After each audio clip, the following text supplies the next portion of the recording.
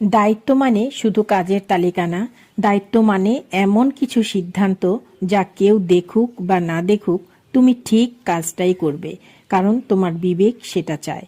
যে মানুষ দায়িত্ব নিতে জানে সে অজুহাত কম খোঁজে, কারণ সে জানে সমস্যা ব্যাখ্যা করলে সমস্যা কমে না, সমাধান করলে কমে। দায়িত্বশীলতা অনেক সময় আনন্দ কমিয়ে দেয়, কিন্তু সম্মান বাড়িয়ে দেয়, আর সেই সম্মানটা একদিন নিজের কাছেও কাজে লাগে। আয়নার সামনে দাঁড়াতে সহজ হয়। দায়িত্ব কাঁধে নিলে জীবন হালকা হয় না, কিন্তু জীবনটা নিয়ন্ত্রণে আসে, কারণ তখন পরিস্থিতি তোমাকে চালায় না, তুমি পরিস্থিতিকে সামলাতে শেখো।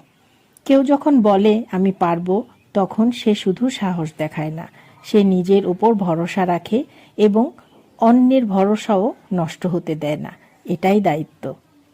দায়িত্ব নেওয়া মানে সব কিছু একাই করা না। দায়িত্ব নেওয়া মানে কোথায় সাহায্য দরকার সেটা বুঝে ঠিক সময়ে ঠিক মানুষকে পাশে নেওয়া।